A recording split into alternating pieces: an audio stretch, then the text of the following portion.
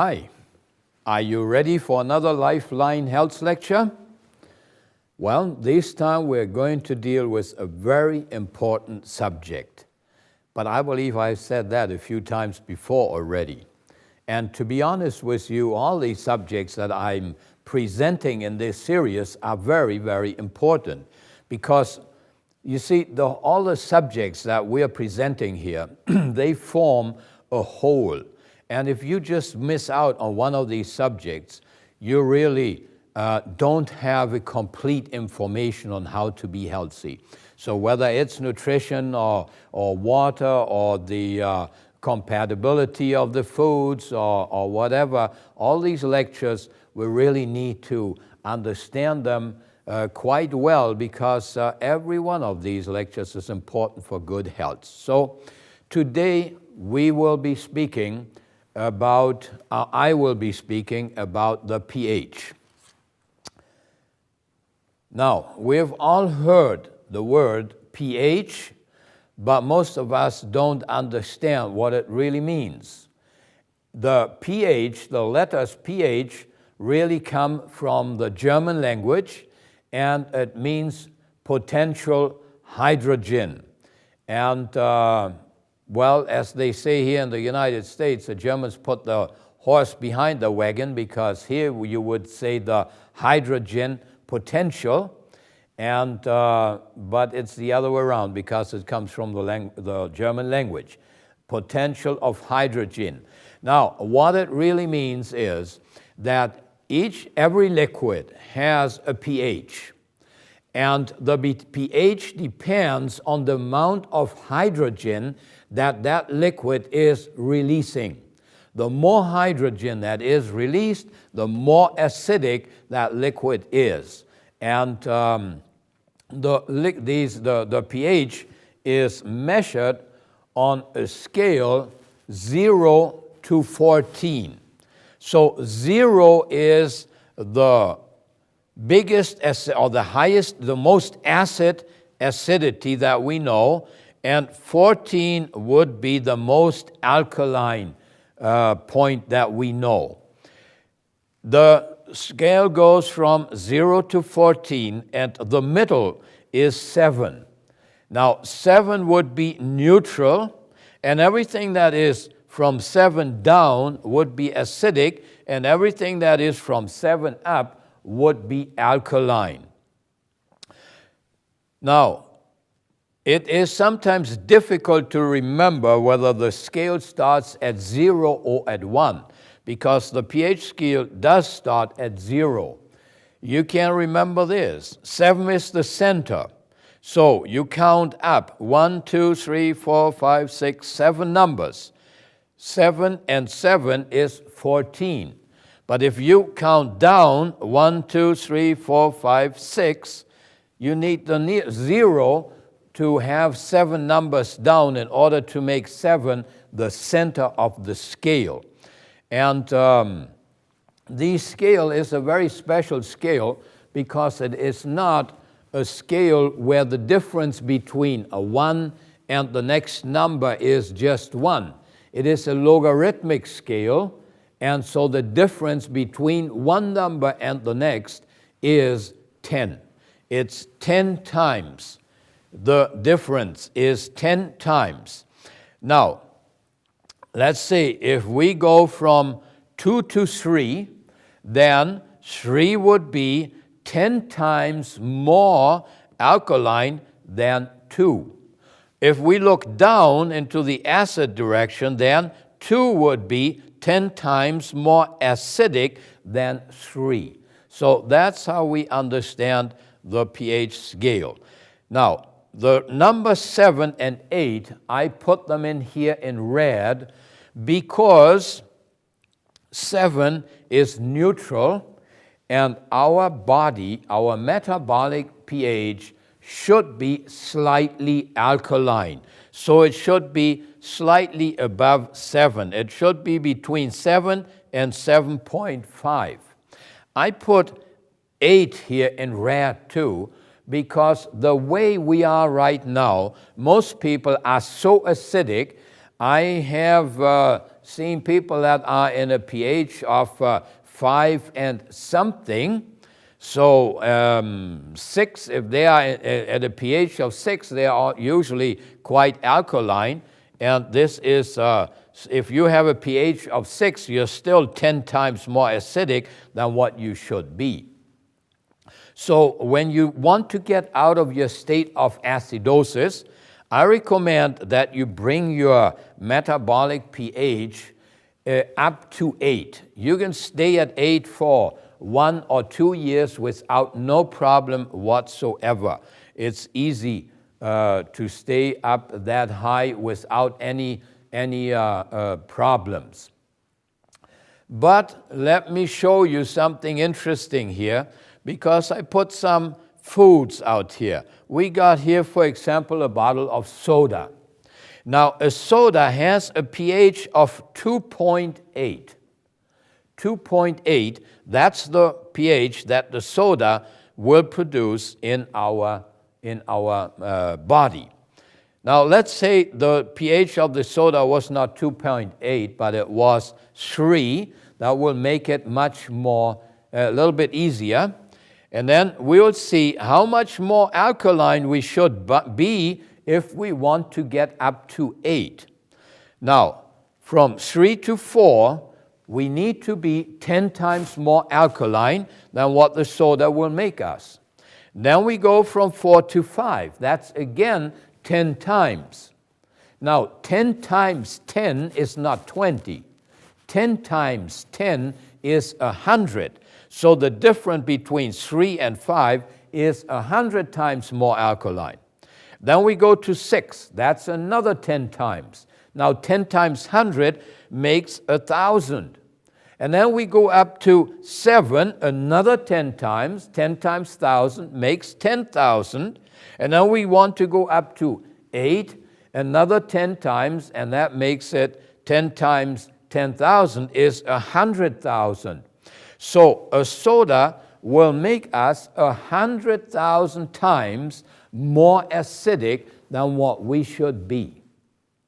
And that is one of the reasons why when I speak to people and they drink sodas, for example, or coffee is a very low pH too. If they drink these kind of drinks, I tell them, listen, don't waste my time, because I can't help you unless you are really decided to give up these kind of drinks, because they will make you so acidic that it is really difficult to make you alkaline again. Because it's not only that a soda will make you 100,000 times more acidic, but now you also need 20 times the amount of base to neutralize one amount of acid. 20 times. So you need about 2 million times the amount of base to neutralize that acidity. And there's no way that you can get enough green foods into your stomach to neutralize the effect of a soda. You just can't get them in there because there's not enough room in it. And so if you don't stop drinking sodas or coffee or hot chocolate, all this stuff is extremely acidic, then there is really not much you can do about your health. And also all the meat products and the cheeses, all these things are also in this range down here, very low in pH. And you can see that the broccoli and our vegetables, they are very high, they are very alkaline. Broccoli, for example, has a pH of 9. So that's very high. And that's what we need to eat in order to get out of this state of acidosis where we are right now. You can see why God added these vegetables to our diet after the fall, because we need them in order to get really alkaline. Now, let's go to this next slide here. And here we see a little It's called pH hydron. Well, this is just a little dispenser, a little plastic dispenser. It's only about this big. And this little plastic dispenser contains an 8-foot long tape in there. It's a yellow tape. And this tape is soaked with some fruit juices, with some special fruit juices. What you do is you pull out about 1 to 1.5 inches of this tape. You pull it out, and then there's a cutter here. You cut it off, and then you take that tape and you dip it into any kind of liquid that you want to measure. You could just put it into your glass of water or dip it just a little bit. Don't get it too wet, because then you will leach out these vegetable or plant juice that is in that tape. So don't leach it out. Just use very little liquid, and then just make it wet a little bit. And according to the pH of the liquid that you're measuring, then the tape will change its color. And you have on this scale here, you got all these different colors here. And above each color, you can see the pH is written down here. For example, we got here 6.8, 7, 7.2, 7.4, 7.6, and 8. Now, you compare the strip then, once you made it wet, you compare it with this chart here, and then on top you can read the pH. And the pH of a healthy person that is alkaline should be between 7 and 7.5, which means that the color here should be somewhere around here. This is 7.4 between, between 7, so that means starting from this color here, 1, 2, 3, 4, 5, these last 5 colors, that's where we want to be when we measure our pH. So it's very easy to measure the pH with these little hydron papers, or they are also called litmus paper. That's really the technical name for it. You can get them in all kinds of different forms. They have them at sticks and all kinds of different things. I like this one here because it is not too expensive and it has a nice range. It ranges between 4.8 and, I think it ranges from 5.4 to 8. And that's a very nice range, because you can see that the difference between one color and the next is very little. So it will give you a pretty exact reading on your pH. Now, what we can measure with these litmus paper are 3 different things. We can measure our metabolic pH, and I will be explaining it in a minute. We can measure our general state of health, and we can measure the base reserve that we have in our body. It's very important for us also to know whether we have a good reserve of base in our body or not, because these base reserve is an important buffering mechanism that our body has. If we have a good reserve of base in our body, and then one day we would maybe eat something very acidic or have a big worry or whatever, get really acidic, then the body would have reserve to buffer these the acidity that would develop in our body. So it's very important to build up a good base reserve. And now let's go here to our metabolic pH. Now we need to understand this well, because people out there, they will tell you to measure your urine pH any time of the day. And that is absolutely not true. You cannot do that. It will, well, you can measure it, but it will not give you your metabolic pH, because there is only one time in the day when you can really measure your metabolic pH, and where you have a certain security that it will really reflect your metabolic, your internal pH. Now, the metabolic pH is measured in the second urine after 4 a.m. before breakfast. Now, this is very important, and I will explain in a minute. I'll tell you technically why you can only measure it between 4 o'clock in the morning, or the second urine after 4 o'clock in the morning and before breakfast. At that time, the pH should be between 7 and 7.5, and for the first 2 to 3 months after becoming alkaline, you may keep it between 7 and 8. That's what I already explained before, that I like you to get your pH really up to 8 and not only to 7 or 7.5, because we are in a very deep state of acidity, of acidosis. And so let's try to get a little bit higher, where we don't want to stay all the time, but I'm saying here 2 to 3 months. I know you can stay there for 1 to 2 years without problem. Then, while the pH is lower than 7, no acid food should be consumed. pH 7 to 7.5, 25% of the food intake should be acidic. Now, that means that if the pH is 7 and above, if it is between 7 and 7.5, then we can eat 25% of our food acidic. Remember that the corrective diet that I recommended you contains only alkaline food.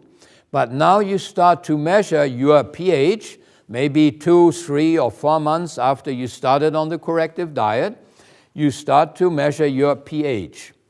You should measure it not only one morning, you should measure it hopefully 7 days in the row, because the pH at the beginning may go up and down. So measure it for 7 days in the row. And if 7 days in the row it is never below 7, it's always between 7 and 7.5, 7 days in the row, then you may add 25% of acidic food to the corrective diet. Now, sometimes people are not very familiar with what 25% means. 25% means 1/4, or 1 part of your food should be acidic and 3 parts of your food should be alkaline. So 1 part acidic and 3 parts should be alkaline. If you get to this point that your pH was for 7 days always between 7 and 7.5 at least, if it goes higher, that's fine. So if it was there, then you can add some acidic foods. You may have some rice, or you may have some wheat products like pasta or maybe bread, because you can't have all these things as long as you try to overcome your acidosis. Well, now if our pH during these 7 days is every day above 7.5, between 7.5 and 8 or even higher, then we can even add 50% of acidic food to our diet. And you know, if you try to do that, you will be finding out that it is very difficult to add 50% of acidic food to your diet. Because remember, we want to eat at least 25% of our food cooked, and 75% of the food should be raw. In other words, 1 part of our food should be cooked and 3 parts should be raw. And you know, to eat acidic foods that are raw is very difficult. It's not easy at all. You'll find it out once you try to do that. So on this chart that I'm been presenting here to you, it says all our food it says the pH 7.5 to 8 or more, we should add 50% of acidic food to our diet. That is half of our food should be acidic, and it would be difficult. But then it says, of our food intake, 50% should be raw and 50% should be cooked. Now, that's for the weak people, for the ones that definitely can't make it to raw foods, because it would really be much better if you would have only 1 part of cooked food and 3 parts raw instead of having 1 part cooked and 1 part raw. If you would have it 50-50, that would be not so good. And remember, we have spoken about these things before. You know why we should be eating the raw foods, right? There are many reasons. First, the vitamins and enzymes are not destroyed in the raw foods. The vitamins are very important to us. The enzymes are very important in order to keep our immune system going and to keep us young and healthy. So we will age if we use up too many enzymes. And the other thing is that the cooked foods take a lot of energy to be digested. Remember that I also told you already, if you want to digest 3 cooked meals, it will take as much energy as what you would need for 8 hours of forced labor.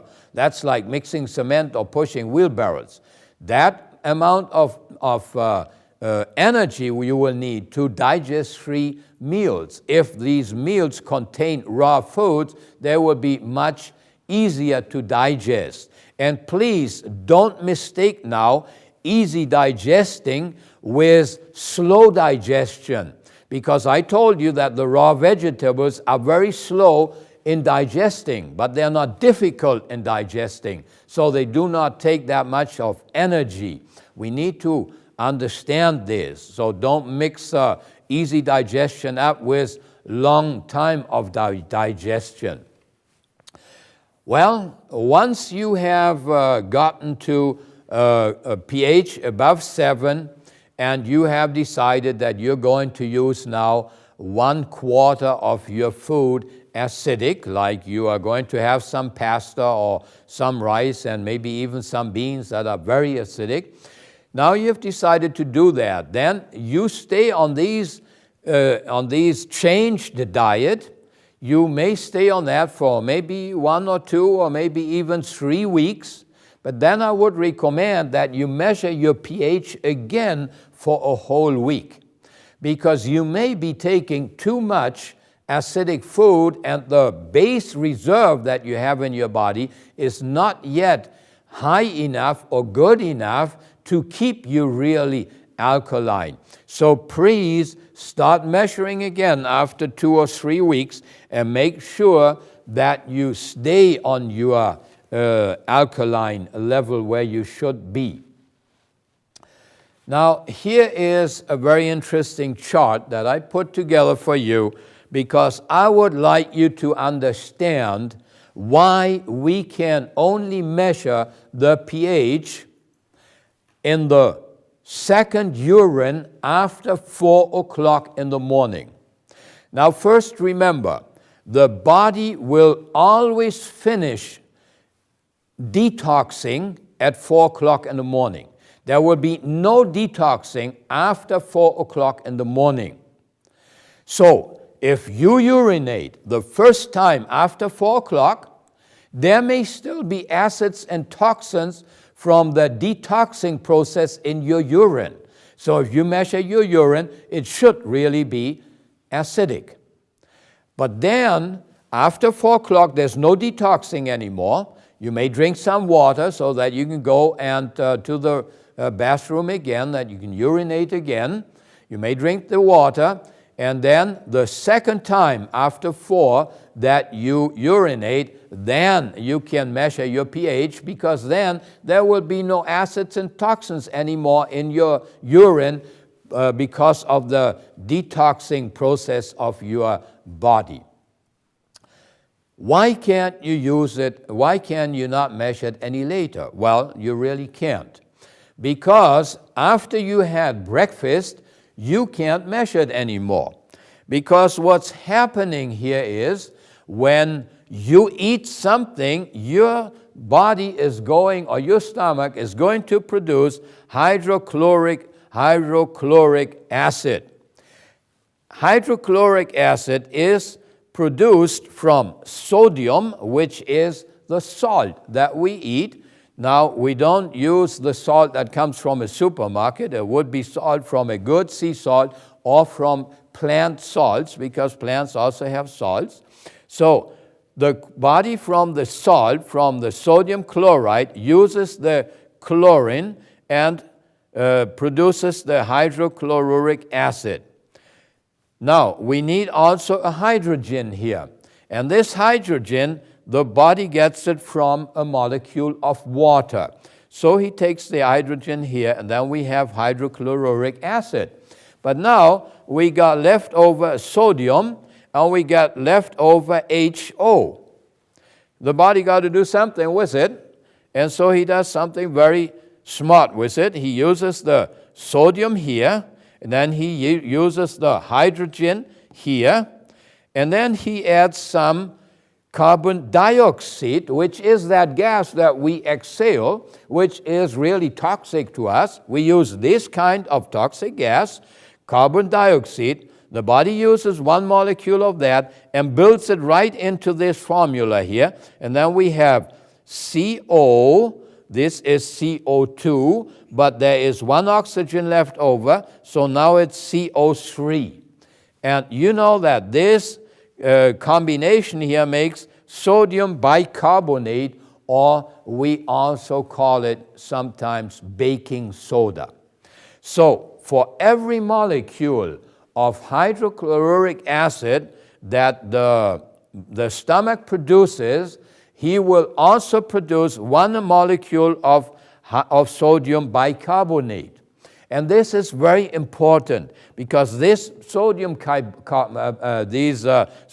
bicarbonate later on is going to neutralize these hydrochloric acid that we have produced here. Now, these acid will dissolve the foods in our stomach, and that's the first part of the digestive process.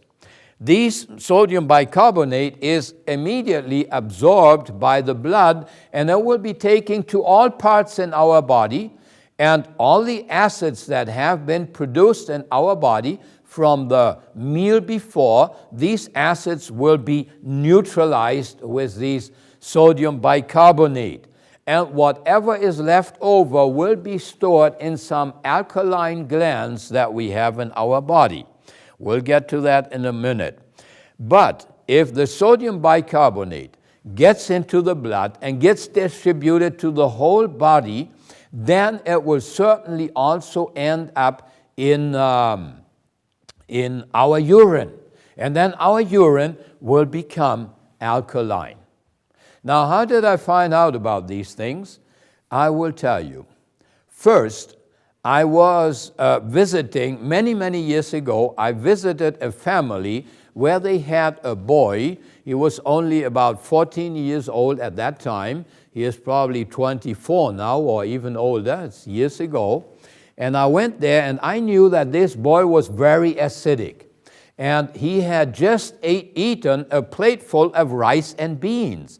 And I thought, well, now I can really demonstrate him how acidic he is, because I'm going to tell him now, after he ate all these very acidic food and having an acidic body, I could see that. So he will have a very acidic urine now. He must be very acidic. And I gave him that little pH strip, and he went to the restroom, and he wetted it. He made it wet with his urine, and he measured it, and he came back, and that strip was as black as it could get. So he had a pH that was far above 8. And I couldn't understand how that was possible. And that was one of the reasons why I started to investigate about how to measure the pH, because it just didn't make sense that an acidic person that was eating an acidic meal would suddenly have alkaline urine. It couldn't have to do with the acidity or with the alkalinity of his inner body, of his metabolic pH. Could not be that high. It was impossible. And so that's when I started to investigate all these things, and I found out that the food, after we eat it about an hour to an hour and a half after we ate some food, the stomach has produced so much sodium bicarbonate that part of it will end up in the urine and make the urine acidic. Will make the urine alkaline. So as long as we are detoxing, we have an acidic urine, or it should be acidic. And after we ate, we have an alkaline urine. So we cannot really measure our pH during the day. And because we either have just eaten something or we are in the digestive process, and if the digestive process is over, then the body will start again to detox. So during the day, we're always doing one or the other, and we cannot measure the metabolic pH. But at 4 o'clock, the body will stop detoxing, and we have not yet had a breakfast, so there is no sodium bicarbonate production. So that second urine, once we get rid of the acids and toxins in the first urine, then the second urine, that will represent our metabolic pH. I hope we got these right, and so that we understand that we can only measure the pH after the second urine at 4 o'clock in the morning. And you need to measure it before your breakfast, or you also need to measure it before 9 o'clock. Because I have noticed by experience that after 9 o'clock, or around 9 o'clock, if you have not eaten, the body will start the detoxing process again, and you will have an acidic urine again. It's very important to know that the body starts detoxing after 9 o'clock in the morning if you have not eaten, because now you have a wonderful tool. You can make the body detox practically from 9 o'clock in the morning until 4 o'clock next morning, which how many hours is that? That's like 19 hours or something like that. You can make your body detox if you don't eat anything. Now, if you eat, then you'll be interrupting that process. But, okay, so I think we got this idea now, how to measure our metabolic pH and how to change our corrective diet. Because remember, the corrective diet is a corrective diet and not a permanent diet. We should always have the vegetables in the morning and the fruits in the afternoon. We should always do that, but we cannot stay only on alkaline foods, because then we would, over the years, get too alkaline.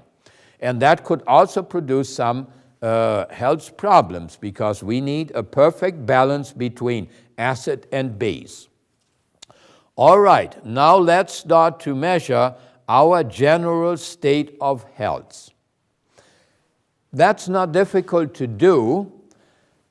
What you do to measure your general state of health is that in the evening when you go to bed, you put your pH strip right next to you on your little night table there, and when you wake up in the morning, the first thing that you want to do, don't have prayer first, don't do anything, don't drink water first. The first thing when you want to wake up is reach out for that little strip, and try to get a little bit of saliva under your tongue. Don't think about lemons or foods or anything like that. Just with your blank mind, stick that little pH strip under your tongue and try to wet it a little bit, and then your pH should be 6.8. It should be 6.8. And if it is below that, if it is at 6.4 or 6.2, then your health is not all that good. And if it is even lower, then you are in bad health. So it's a little tool that you could use if you want to know whether you are as healthy as you feel or whether you are as sick as you feel, whatever. You can use that. Now, to change these pH underneath your tongue is a very difficult process.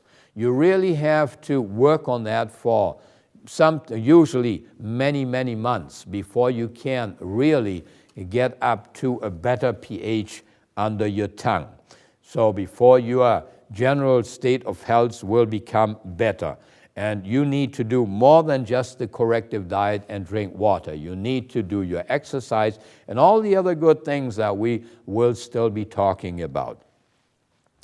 Good. Now there is a third thing that we can measure with the pH strip, and that's the reserve of base that we have in our body. Now, you can already imagine that the base that the body stores in the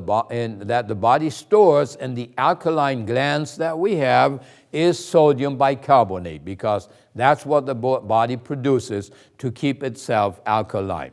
So the amount of mainly sodium bicarbonate that is stored in our body, we can measure it. First, it will be stored in our pancreas and our liver, and it will also be stored in our saliva glands, and it will be stored in some other minor glands, alkaline glands that we have.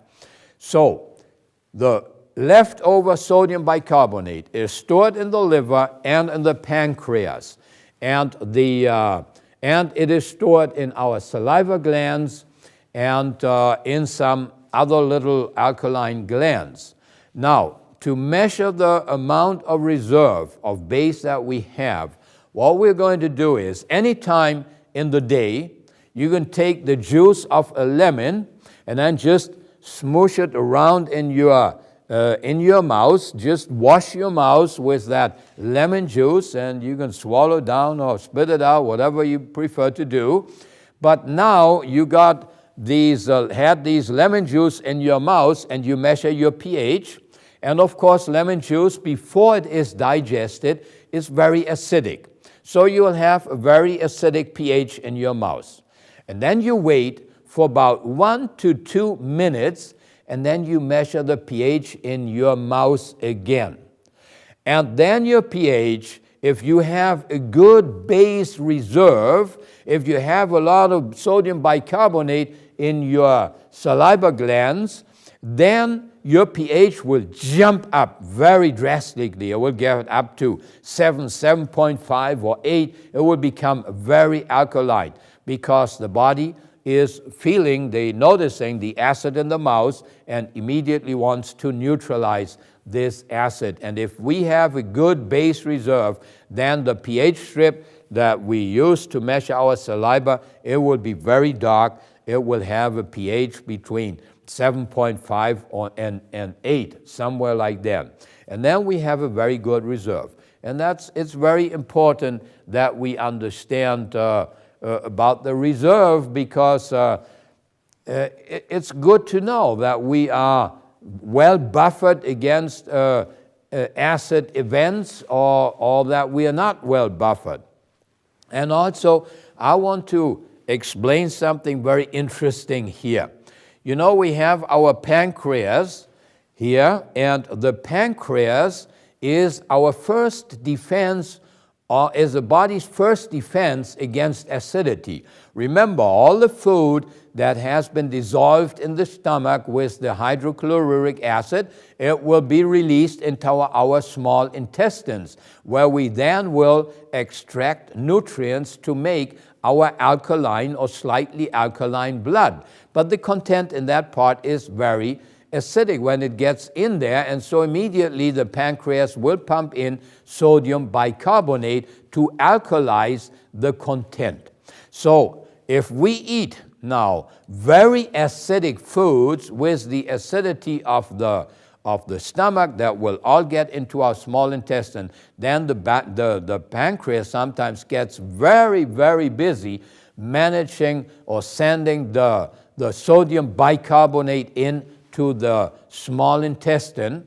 And if it can become so busy that it does not have any time anymore to produce insulin, because remember that the insulin that will control our glucose level, our sugar level in the blood, that insulin is also produced in our pancreas. So if the pancreas is so busy because we eat a lot of acidic food that it has to handle a lot of sodium bicarbonate, it cannot produce insulin. And then we become acidic, and we become diabetic. And so a diabetic, sometimes we've had diabetics that have overcome their diabetes. The last one we just had about 3 or 4 weeks ago in Washington, D.C., where we did a seminar there. And one gentleman, he said one evening, he said, you know, I've only been yesterday on the corrective diet, and I've done everything the way I should do it, and this morning my glucose level was down to 100. I've never had it that low. And that was with taking his insulin or his medication, whatever he was taking. I don't know what he was taking. And the next day he came and he said, you know, this morning my glucose level was down to 86. So that's almost a normal glucose level already. So you see, if you start to eat some alkaline food and you take all this work away from the pancreas, you relieve the pancreas of pumping too much sodium bicarbonate into the small intestine, then the pancreas, the first day when it gets these help from acidic food, it would say, oh my, that was really good. I got a day off. My, that was a good day of rest. And usually the second day when it gets the same rest, it says, well, my good, look at this. I get another day of rest. Maybe I should start to produce some insulin again. And sometimes it starts producing on the second day. But the latest it will start producing on the third day because it doesn't want us to believe that it's lazy. So it's really, to get rid of diabetes is really not a very difficult thing to do. Just get on the corrective diet, eat very alkaline food, go on vegetables and fruits and eat them hopefully raw so that they will be easy for you to digest and everything, and you will be able to get off your diabetes medication. At least try it out. You're not going to lose anything because you got to eat anyway. And if you don't like the raw foods at the beginning, maybe that's true. Maybe we don't like them so much at the beginning. And that wouldn't be anything very strange because we have mistrained or perverted our taste buds. We're used to all this junk food that we eat and all these refined food and these factory stuff that we get. And even the bread that we eat has 30 to 40 different additives in there. And we're used to the taste of all this garbage that's in there. And so we're not used to the taste of real natural food. But don't worry about it, because just eat the food maybe for a week or so. Just decide, I can eat this food for a week. And you know, it doesn't take very long to retrain your taste buds because they only live for about 60 days or 30 days they only live. So start eating something different and your taste bud will get used to it, and in 30 days you have a completely different taste. By the way, there was a researcher in one of the universities in Connecticut, I can't remember which one, but he was a researcher there, and he said, well, I would like to find out whether we eat what we like or whether we like what we eat. You see, if we eat what we like, well, then we're done. Then it's very difficult to change that, because if I eat what I like, well, I can't change my liking then, because that's what I like and that's what I eat. But if we like what we eat, then it would be completely different. Because if I like what I eat, then all I have to do is I just have to change the foods that I'm eating and eat the new type of foods for just a few days, and I will be liking them.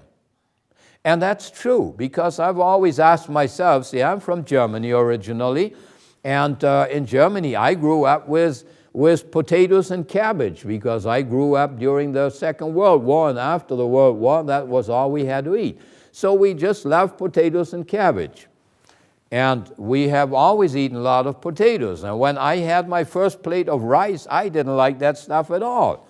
And then I came down to Latin America, where I lived for 21 years, and there people were eating rice all the time. I didn't like it at all at the beginning, because I wasn't used to it. But because that's what they all ate over there, so I started eating it too, and I started to like it. So if we want to get used to this new diet, then it's only a matter of time. Let's just eat the things that we don't like, and I guarantee you in a very short time you will like it. There was something else that also called my attention. I had a friend, he was a missionary somewhere in the Indian Ocean on some islands out there, and he was really out in the jungle there. And one day he went and visited a village, and they had just a big feast there, because I believe it was in May, that's when they get a big plague of very big, thick caterpillars that are on the trees there. And the trees are loaded with these caterpillars. And when they come, these people have a feast, because they are used to eating these caterpillars raw. And they just go there and pick them off the tree, and they eat them. And of course, they were smart enough to know that he wouldn't like to eat that, so they had a little piece of fish prepared for him, but they were just having a feast there. Why would they like it? Well, they like it because that's what they've been eating, and what we eat, we like it. How is it when people start drinking beer? Usually no one that drinks beer at the beginning likes it, but after a while you like it. Why? Because you think you have to drink it to be a man or be a woman or be somebody, so you got to drink beer, or you got to drink wine or whatever. See, and all right, so you do it long enough and you will like it, even though that stuff tastes as bitter as could be. So we can get used to it. If we can get used to the bad stuff, we can also get used to the good stuff. Imagine somebody, an indigenous person in Australia in the bush, give him a Coke or her a Coke there, and they would probably throw up. It would nearly kill these people, because they'll say, my goodness, how in the world can you eat something or drink something like that? That's impossible. And it is impossible, because it's an awful stuff. It's just a glass full of chemicals with some sugar in that. And we say it tastes good. Well, it doesn't really taste good, but we have accustomed our taste buds to it. We have perverted our taste buds. And that's why we like these kind of foods. Now, let's go back to the natural foods that we should be eating, and which do taste very good if we once accustom our taste buds to them again, and they then will not only taste very good, but they will also be very healthy for us and help us to bit of good health and to be able to enjoy life. And that's really what life is all about. We want to enjoy life, we want to live it to the fullest, but we have to be healthy in order to do so. And to be healthy, we need to listen to the rest of these presentations, because each one of the lectures that I'm going to present will be important for you to get into a good health, to overcome even most of the chronic diseases or whatever you suffer from. And you will be a new person and you'll be enjoying life again. Thank you.